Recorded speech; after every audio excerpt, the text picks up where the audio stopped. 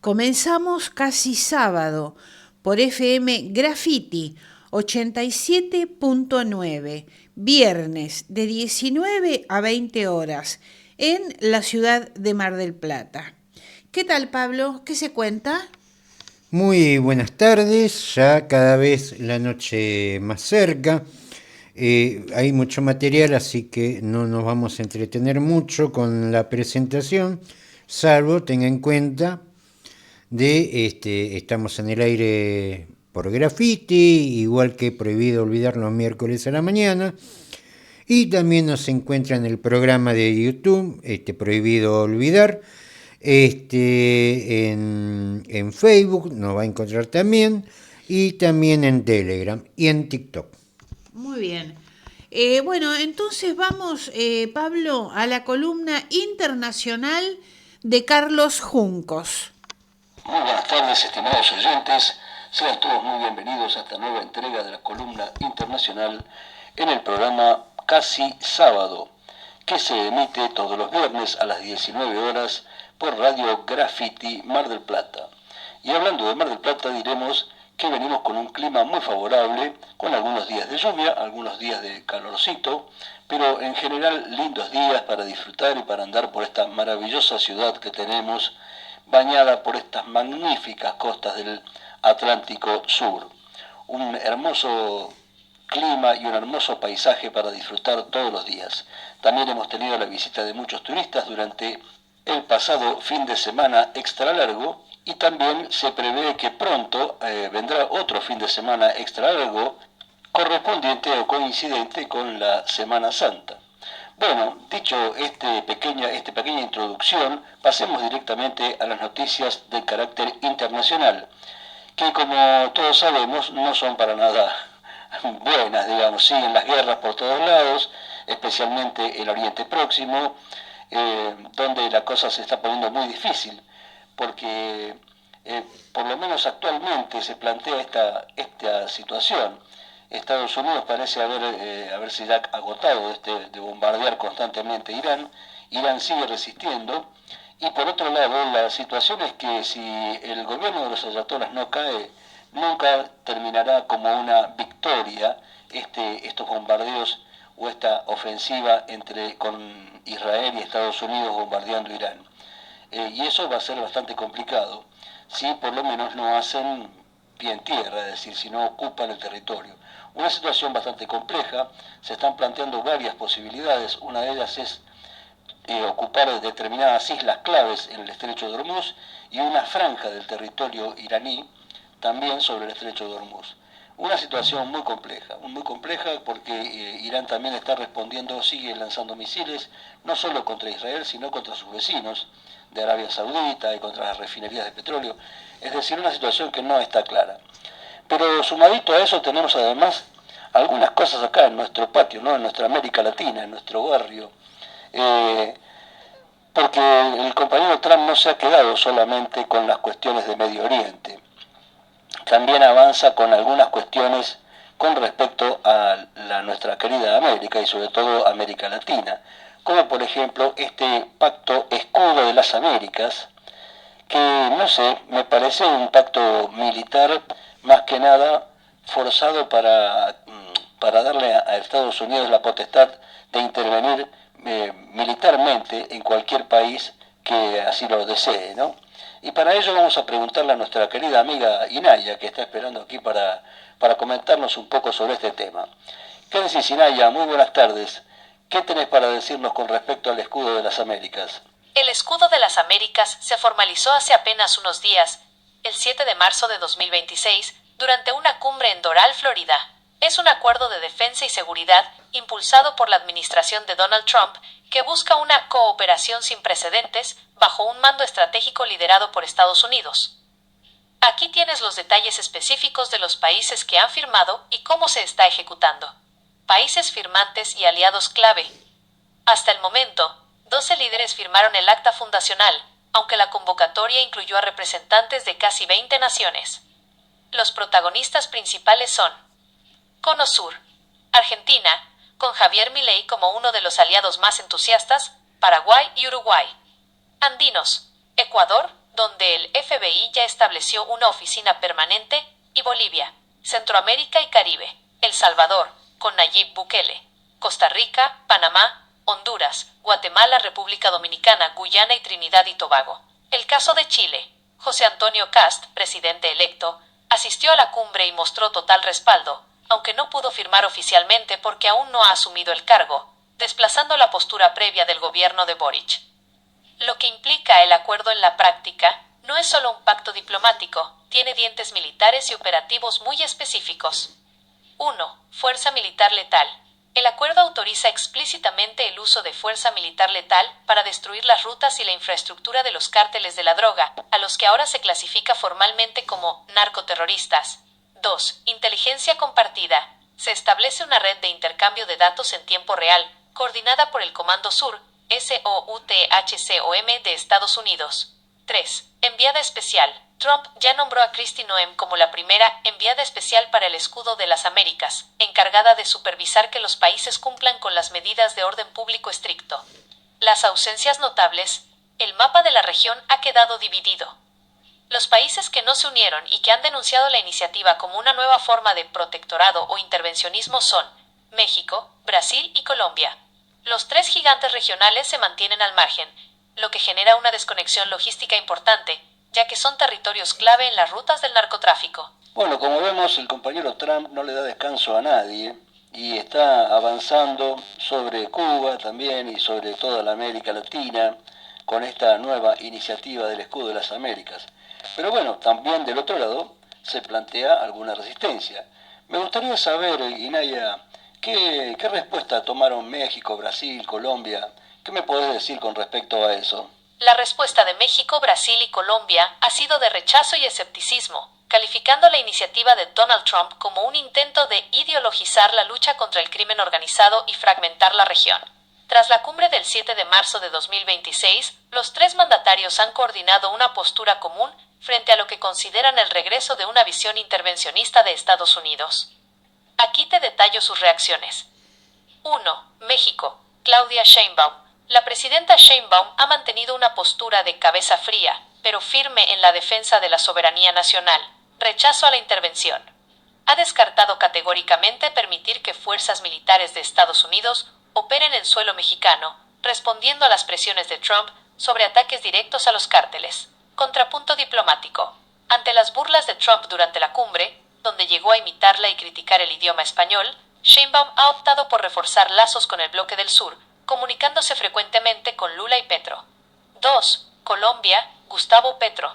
Petro ha sido el más vocal en redes sociales, denunciando la falta de invitación formal a su país. El teléfono roto afirmó que hubo una desconexión deliberada por parte de Washington. Aunque Trump dijo que quizás no vinieron, la Casa Blanca aclaró que Colombia no fue invitada por falta de nivel de cooperación. Crítica a la ideologización. Petro señaló que es un error sustancial convertir una alianza antinarcóticos en una alianza ideológica de derecha, argumentando que a las mafias se las derrota con unidad, no con exclusión política. 3. Brasil. Lula da Silva. Lula ha liderado la resistencia desde una perspectiva de integración regional autónoma. Alianza Alternativa. Ha invitado a Sheinbaum a una visita de Estado en Brasil para consolidar un bloque que no dependa de la agenda militar de Washington. Soberanía estratégica. Brasil ve el escudo como una herramienta para desplazar la influencia de China en la región, algo que Lula considera perjudicial para el equilibrio comercial de Sudamérica. La contracumbre de la CELAC. Como respuesta directa, estos tres países han impulsado la cumbre CELAC-África, prevista para este 21 de marzo en Bogotá. El objetivo es demostrar que la cooperación internacional puede ser multipolar y no solo bajo el mando del Comando Sur de Estados Unidos. Dato relevante. Estos tres países representan más del 50% del PIB de Latinoamérica, por lo que su ausencia debilita la efectividad logística del escudo, especialmente porque México y Colombia son los puntos neurálgicos de la producción y tránsito de drogas. Así es, Inaya, como viene ocurriendo bastante frecuentemente, últimamente, digamos, esta cuestión de que se plantean problemas difíciles de resolver, porque por un lado es cierto que las bandas de narcotráfico tienen más poder que el Estado, que ocupan el territorio, que invaden otros países, que se proyectan para todos lados, que manejan una enorme cantidad de dinero y un presupuesto militar altísimo, incluso más que los propios Estados. Pero eso no habilita a que Estados Unidos pueda intervenir abiertamente en cualquier país porque considere de que allí se está fomentando el narcotráfico o hay bandas de narcoterrorismo. Bueno, y ya para ir cerrando, hablemos un poquito de la situación humanitaria en Cuba. La ayuda humanitaria para Cuba se ha convertido en el centro de un intenso pulso geopolítico este marzo de 2026. Ante el riesgo de un colapso humanitario advertido por la ONU, han surgido dos vías de asistencia muy distintas y enfrentadas. 1. El Our America Convoy, la vía activista. Esta es la iniciativa más visible de los últimos días. Una coalición de más de 300 organizaciones de 33 países ha logrado romper simbólicamente el cerco energético. La flotilla. El pasado 24 de marzo llegó a La Habana el buque Maguro, bautizado como Granma 2.0, procedente de México. Transportaba paneles solares, suministros médicos, alimentos y bicicletas. Suministros críticos. Se han priorizado paneles solares destinados a hospitales y unidades neonatales, que son los más afectados por los apagones de hasta 20 horas. 2. El apoyo de los aliados estratégicos, Rusia y China. Los aliados tradicionales de la isla han movido ficha. Rusia. El ministro de Energía ruso confirmó esta semana que están enviando combustible bajo el concepto de ayuda humanitaria para intentar sortear las sanciones de la administración Trump. China ha anunciado el envío de un buque con 60.000 toneladas de arroz y una donación económica para paliar la escasez de alimentos básicos. Brasil y México. Brasil ha comprometido 20.000 toneladas de alimentos, principalmente arroz y frijoles, mientras que México sigue funcionando como el principal puerto de salida para la ayuda logística. Muchas gracias, Inaya. Bueno, como vemos, la solidaridad sigue estando en América Latina, sigue funcionando en el mundo, pero sabemos que la solidaridad no alcanza, que no es suficiente y que Cuba está en una situación realmente desesperante. Sus gobernantes tendrán que tomar algunas decisiones que seguramente implicarán tragarse algunos sapos. Bueno, amigos, como siempre se nos ha agotado el tiempo, así que nada más que desearles un excelente fin de semana y nos encontraremos en el próximo programa. Muchas gracias, Carlos Juncos. Brasil dio un paso clave para el desarrollo de su política de defensa. La estatal Embraer presentó el primer caza F-39E Gripen fabricado en el país. La Fuerza Aérea Brasileña lo definió como un hito para la soberanía y la industria de defensa nacional. Se trata del primer avión de combate supersónico fabricado en el país sudamericano, algo que Lula destacó como un hito inédito en América Latina. El contrato incluyó la posibilidad de fabricar parte de los aviones en Brasil, algo que no ofrecían sus competidores en el mismo nivel. El programa contempla la adquisición de 36 aeronaves, de las cuales 15 serán ensambladas en Brasil, en la planta de Embraer o en Gavilao Peixoto, en el estado de San Pablo. Este esquema permitió al país acceder a conocimientos avanzados en ingeniería aeronáutica, posicionándolo dentro de un grupo reducido de naciones con capacidad para producir cazas supersónicos. La fabricación del Gripen en suelo brasileño refleja una estrategia para modernizar su fuerza aérea y ganar autonomía tecnológica en defensa. Con este avance, Brasil se suma a potencias como Estados Unidos, Francia, Rusia, China e India en el selecto grupo de países que desarrollan o producen este tipo de aeronaves. Lula viene insistiendo con la necesidad de invertir en defensa en un contexto de guerra e inestabilidad global. El líder brasileño analiza una inversión militar de casi 90.000 millones de dólares que incluye vehículos blindados, defensa antiaérea y misiles. Además, en noviembre presentó su cuarto submarino y ya se prepara para construir uno de propulsión nuclear en un anuncio que se hizo a las afueras de la ciudad de Itaguaí, en el estado de Río de Janeiro, donde se ubica una de las principales bases navales de Brasil. Todo esto contrasta de manera brutal con lo que ocurre con la política de defensa del gobierno de Javier Milei, quien prefirió comprarle aviones usados o tanques que no están preparados para nuestro territorio a Estados Unidos en lugar de apostar a otras opciones. A comprar chatarra concretamente. Hay que decir que en materia de aviones a chorro era en su momento, era Estados Unidos, la Unión Soviética, el Reino Unido y la Argentina. Allá por la década del 50, bueno, no hemos quedado atrás, evidentemente. Nos hemos quedado atrás, pero siglos atrás nos hemos quedado, lamentablemente. Sí, sí. Muy bien, Pablo, vamos ahora a tu nota en Cazador de Noticias. La Argentina va camino a la africanización sin capacidad para producir ni importar.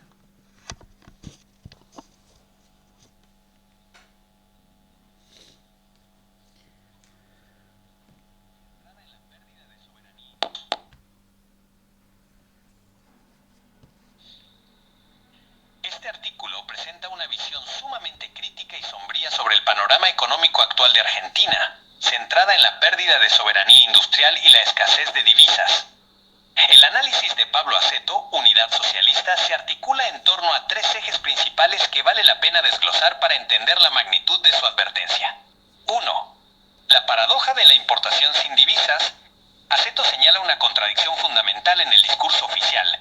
Se promueve la apertura de importaciones para bajar precios, como el caso de los termos de Lumilagro, pero el país no cuenta con los dólares necesarios para sostener ese flujo. Reservas en rojo. El dirigente destaca que, a pesar de las cifras brutas, las reservas netas negativas, menos 1.831 millones de dólares, impiden financiar incluso los insumos básicos para la industria nacional. Dependencia externa. Al no haber producción local, el país queda preso de mercados externos que exigen una moneda fuerte que el Banco Central no posee. 2. El impacto del RIGI y la deuda. El análisis pone el foco en cómo las políticas de incentivo y los compromisos financieros estrangulan la economía. Fuga de divisas legalizada. Critica que el RIGI permita a grandes inversores no liquidar exportaciones en el país tras 3 años, lo que priva al Estado de ingresos genuinos. El peso de la deuda. Con vencimientos que superan los 19.000 millones de dólares en 2026 y cifras similares para 2027, Aceto prevé que todo el ingreso del agro se destinará exclusivamente al pago de acreedores, dejando la industria interna a la buena de Dios. 3. El concepto de africanización. Este es el punto más polémico y fuerte de su declaración. Con este término, Aceto describe un modelo de país que 1. Exporta materias primas sin valor agregado. 2. Destruye su capacidad manufacturera, poniendo como ejemplo extremo la falta de fabricación de calzado. 3. Cae en la precariedad total, comparando la situación con economías que, como Senegal, carecen de infraestructura industrial básica. Reflexión. La advertencia de levantarse descalzos es una metáfora potente sobre la desindustrialización. El debate que plantea Aceto no es solo económico, sino sobre el modelo de identidad productiva de Argentina. ¿Será un país con fábricas o simplemente una fuente de recursos naturales para pagar deuda? Es un diagnóstico crudo que pone en duda la viabilidad necesidad a largo plazo de la apertura comercial en un contexto de escasez de dólares y alta deuda externa.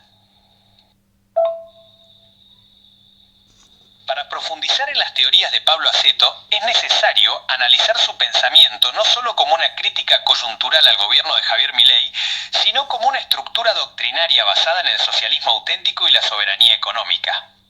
Su análisis se aleja de la discusión puramente monetaria, inflación/emisión, para centrarse en la matriz productiva y el flujo físico de bienes y energía. 1. El concepto de africanización, primarización extrema. Asseto utiliza este término para describir un fenómeno de involución económica. Según su teoría, desarticulación industrial no es solo que las fábricas cierren, sino que se pierde el know-how y la infraestructura básica. Un país africanizado en este contexto es aquel que exporta riqueza natural, litio, petróleo, granos, pero no puede fabricar ni siquiera bienes de consumo básico como calzado o envases. Dependencia total de la importación. Al destruir la industria nacional, el país queda a merced de los precios internacionales y de la disponibilidad de divisas, perdiendo su autonomía de decisión política. 2. La soberanía energética como motor económico. Para Asseto, la energía es el insumo de insumos. Su teoría sostiene que energía a costo nacional. La dolarización de las tarifas energéticas es un error estratégico. Él propone que, si Argentina produce gas y petróleo, específicamente en Vaca Muerta, el costo para la industria y el ciudadano debe estar vinculado al costo de extracción local, no al precio Brent internacional. El rol de las empresas del Estado. Defiende la necesidad de que el Estado controle los recursos estratégicos para garantizar que la renta petrolera o gasífera se reinvierta en el desarrollo de infraestructura y no solo en el pago de intereses de deuda. 3. La trampa de las divisas y el RIGI. Asseto plantea una crítica técnica al régimen de incentivo para grandes inversiones, RIGI, y a la política cambiaria. Incentivos a la descapitalización. Sostiene que permitir que las empresas no liquiden divisas en el país después de un periodo, 3 años, genera un agujero negro en el Banco Central. Sin ingreso de dólares por exportaciones, el país no puede pagar las importaciones necesarias para que la poca industria que queda funcione. Colisión de modelos. El modelo de artículos baratos importados choca con la realidad de las reservas netas negativas. Sin dólares para importar, el resultado no son productos baratos, sino el desabastecimiento y la parálisis económica. 4. La deuda externa como mecanismo de control.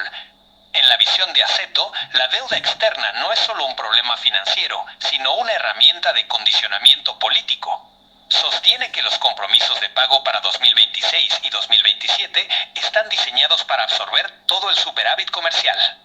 Esto obliga al país a vivir en una economía de subsistencia, donde el único objetivo del Estado es recaudar dólares para girar al exterior, olvidando el fomento de la ciencia, la tecnología y el bienestar social. Síntesis de su propuesta alternativa.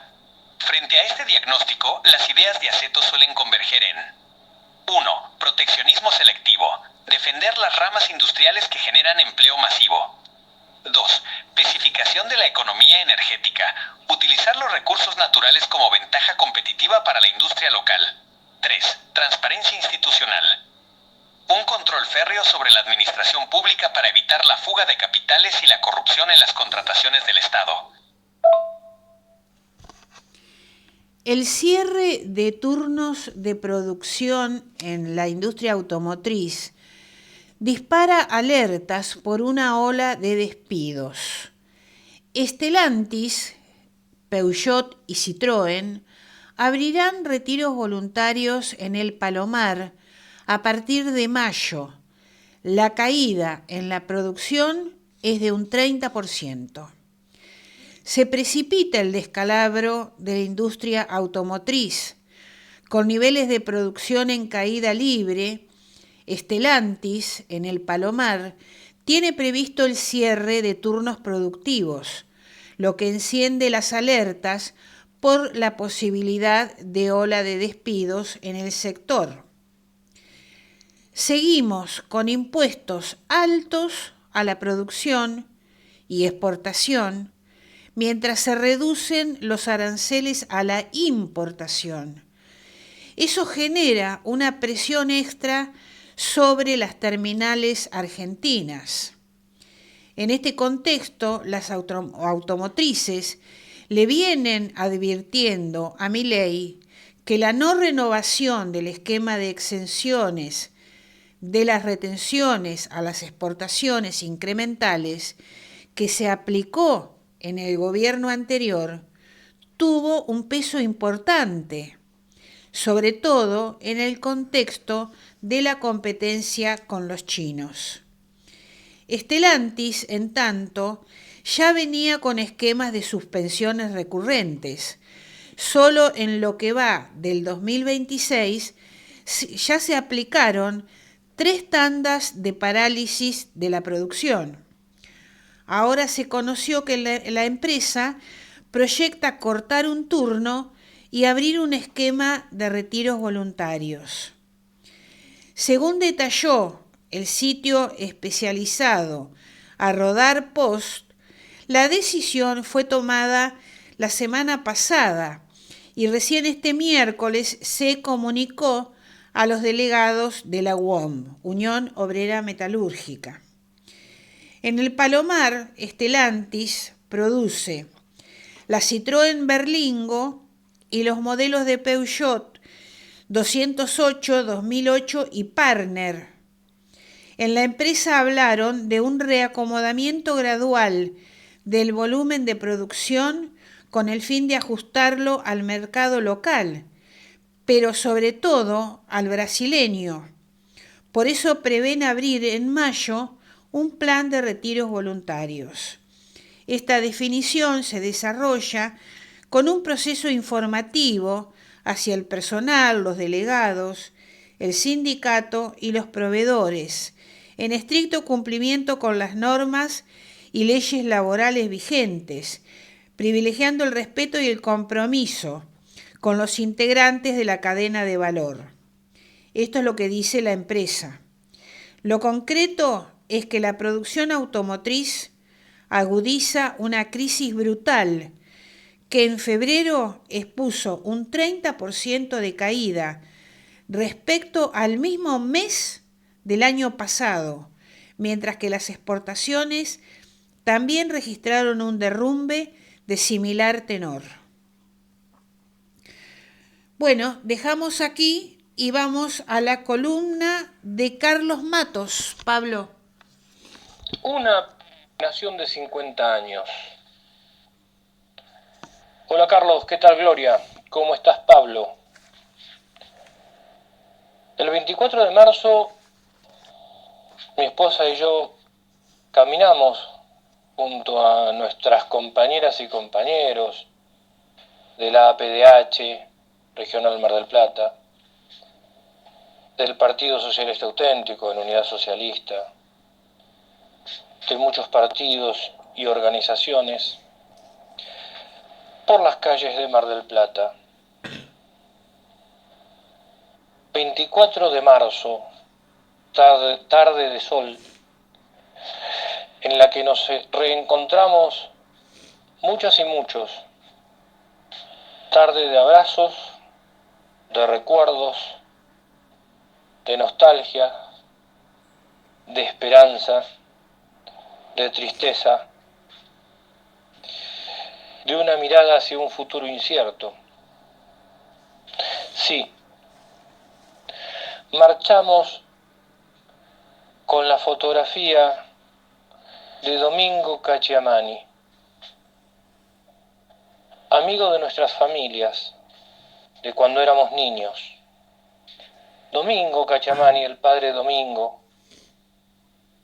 cura progresista, trabajaba en la Universidad Nacional de Mar del Plata, que empezó siendo universidad provincial. Trabajaba en la Facultad de Ciencias Turísticas, que en ese entonces, hablo de 1975, funcionaba en San Juan y 3 de Febrero, en el edificio de la Escuela Provincial número 5, José de San Martín. Ahí laburaba este cura. Era Bedel, tipo macanudo,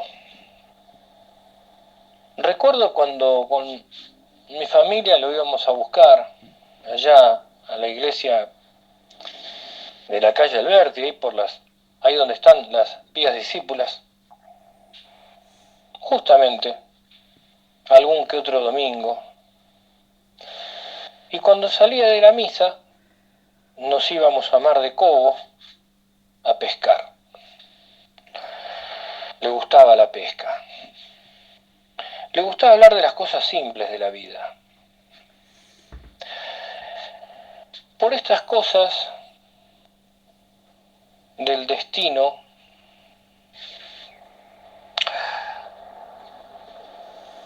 quien lo vio por última vez a Domingo fue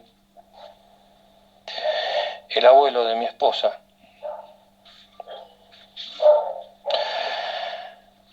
Nos enteramos que se lo habían llevado a la cueva bastante tiempo después. Domingo desapareció, lo hicieron desaparecer el 7 de octubre de 1976.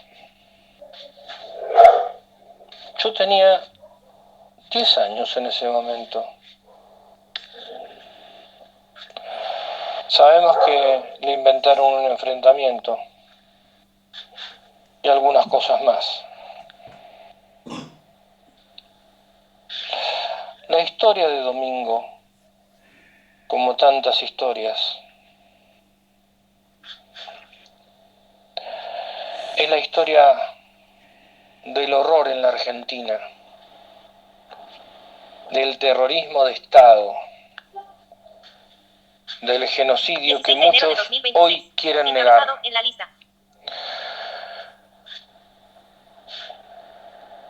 El 24 de marzo,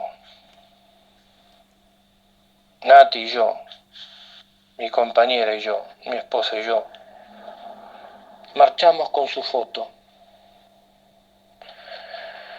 en esta especie de procesión, de peregrinación, en la que tantos que hoy no están también caminaron con nosotros por memoria, verdad y justicia, resistiendo al negacionismo, resistiendo a la prepotencia, resistiendo al avance de esa extrema derecha excluyente que habla de la necesidad de una historia completa,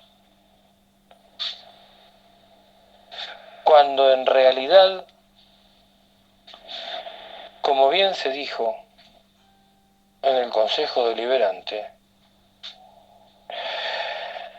los militares fueron juzgados por jueces puestos en época constitucional. Los militares fueron juzgados respetando el debido proceso.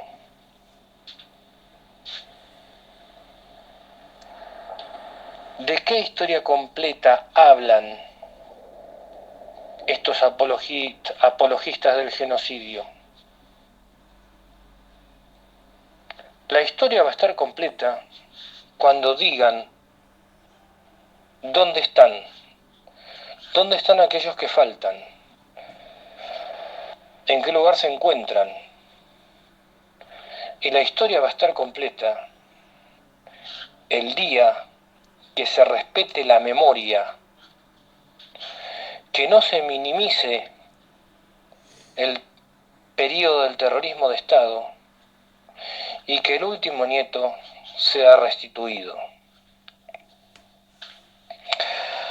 Este 24 de marzo marchamos con vos, Domingo, y con vos también con todas aquellas personas que hoy no están y que necesitamos saber en qué lugar se encuentran, para que ahí sí tengamos una verdadera historia completa no aquella que declaman los reaccionarios, ultraderechistas y apologistas del genocidio. Nos encontramos el viernes próximo, cuando sea nuevamente casi sábado. Muchas gracias, Carlos Matos. Vamos a decir que las notas que compartimos pertenecen a La Política Online y Cazador de Noticias. La marca de herramientas Baco deja de fabricar en su planta de Santa Fe.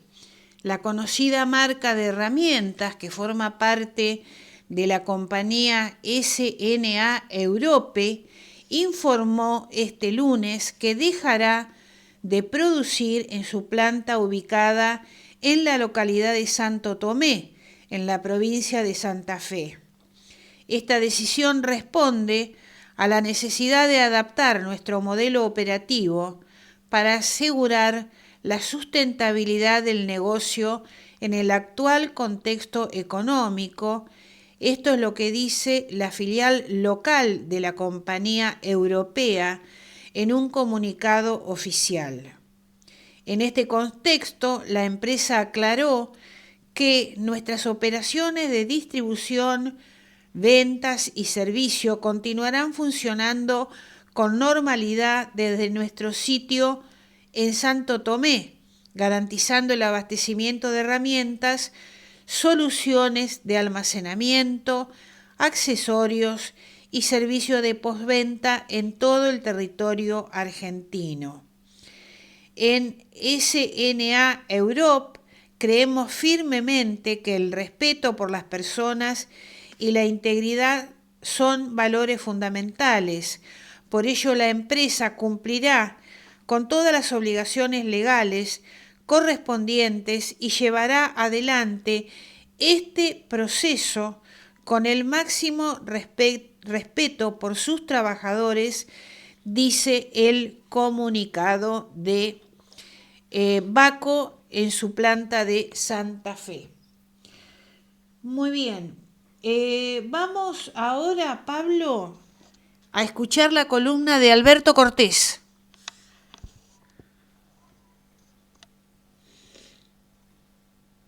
Este 24 de marzo, a medio siglo del delito inaugural de la dictadura más sangrienta de la historia argentina, se esperaba una conmemoración excepcional como fue hace una década la de los 40.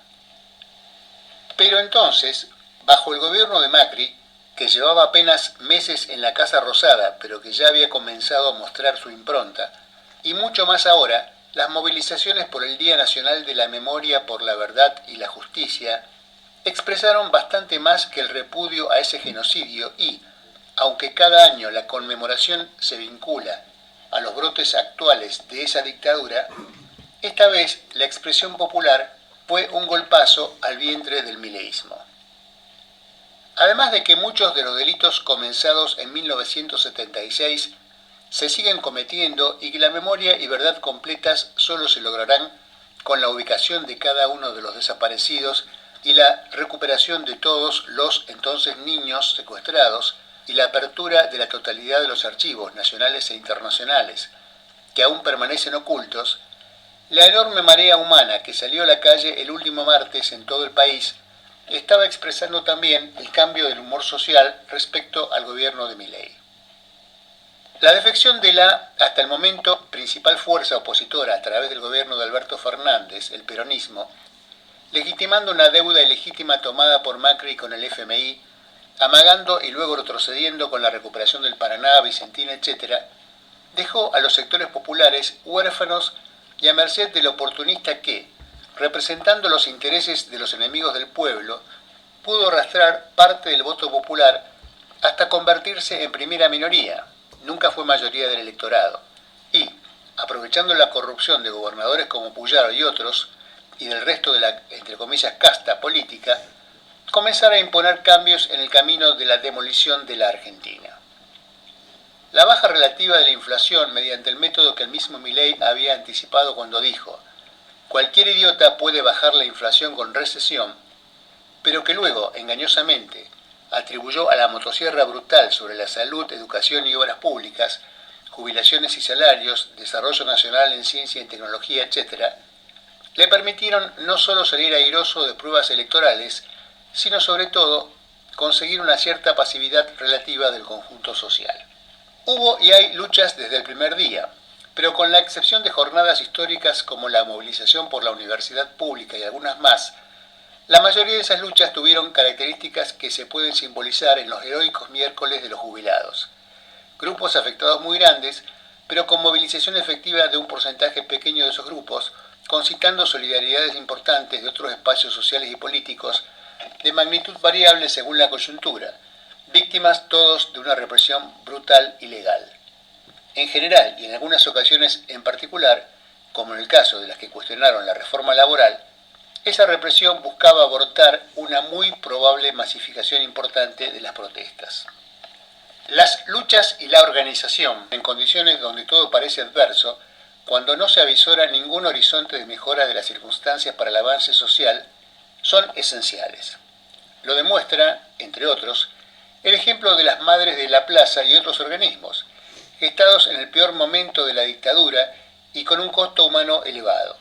Sin esas luchas, casi en soledad, no habrían sido posibles los enormes avances posteriores que pusieron a Argentina en el lugar más destacado de los logros universales en materia de juicio y castigo a los represores. En esos momentos es cuando más hay que preparar las herramientas que permitan que, cuando las condiciones cambien, exista fuerza popular organizada capaz de canalizar ese cambio. Si no, muchas veces ha llovido sopa y estábamos con un tenedor en la mano. 2 años largos de mileísmo, con efectos no solo a la vista, que los tuvieron casi desde el primer día, de la destrucción del aparato productivo nacional, del salario, las jubilaciones, con agotamiento de la capacidad de endeudamiento de las familias para salir del paso, en los gastos de los hogares, y de los paliativos laborales como pedidos ya, Uber, etc., con la inflación reactivada pese a las mentiras oficiales, han quitado notablemente efectividad a las herramientas con las que Milei y sus aliados, no olvidarse, consiguió adormecer a la mayoría de la sociedad.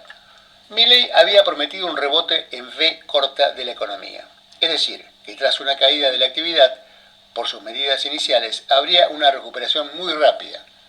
Aunque en 2025 el PBI creció un 4,4% y el Peluca lo exhibe como gran logro, en realidad, además del efecto rebote desde la contracción generada por su propia política en 2024 y de la caída por una gran sequía en 2023, ese crecimiento en 2025 se limita a ciertos sectores puntuales: actividad financiera, agro, favorecido ahora por el clima, y minería, en auge por la decisión imperialista de abandonar la política de muchas décadas de tener a Argentina como reserva minera a futuro y ahora empezar a explotarla, más el fenómeno de vaca muerta. Algunos hablan de una recuperación en K, es decir, mientras los sectores económicos mencionados crecen, el resto, la industria en especial, se sumerge en su mayor crisis. Es de destacar que los sectores en auge son los que generan menor demanda de mano de obra, mientras se hunden los que sí la crean. Así se profundiza la deformación de un país con enormes masas hundiéndose en la pobreza, mientras sectores muy minoritarios vinculados a esos negocios se enriquecen rápidamente. El desarrollo territorial también deja mucho que desear al concentrarse en unas pocas provincias. Los hechos de corrupción, que empezaron a prepararse aún antes del arribo a la Rosada, hoy emergen a la luz con tal grado de evidencia e indiscutibilidad que hasta la prensa hegemónica se ve obligada a reflejarlos y encuentran la condición principal para que la tolerancia social a esa corrupción caiga bruscamente en el gran desgaste social por la situación económica, ya indiscutiblemente resultado de la política mileísta y no de ninguna herencia, entre comillas, como pudieron haber engañado a muchos al inicio. Las propias internas del gobierno, de gran complejidad, lo paralizan a la hora de buscar salidas rápidas y relativamente elegantes a las encerronas, como exhibe la decisión de mantener a Dorne y hasta conformarse con sus papelones, como la primera, entre comillas, conferencia de prensa post-escándalo que dio. El hecho de que el 24 hayan salido a la calle, y también apoyado aún sin participar directamente por razones laborales, de salud, etc., muchísimas personas que no lo hacían antes, que haya habido una enorme participación juvenil, que ese día el oficialismo haya perdido completamente el control de las redes sociales, terreno en el que era campeón, exhibe un muy probable punto de inflexión. Esto solo no garantiza el fin del mileísmo. Es únicamente una condición necesaria que ha empezado a darse. Probablemente derive en una creciente participación social en muchas estructuras que abogan por el cambio. Falta la construcción de las opciones políticas que canalicen esa energía, tal vez en etapas y en un proceso largo, hacia una alternativa de verdadero poder popular. Mientras tanto, es probable que las clases dominantes, los verdaderos titiriteros de Milei y dueños y gestores de su política, generen algún recambio engañoso. Otro títere e iguales titiriteros y argumento. Nos vamos. Recordamos que los miércoles estamos con Prohibido Olvidar de 9 a 10 horas y los viernes con Casi Sábado de 19 a 20 horas por FM Graffiti 87.9. Nos despedimos con el informativo criollo a cargo de Carlos Juncos y un tema musical. Vamos a escuchar a León Gieco, El Ángel de la Bicicleta. Saludos para todos.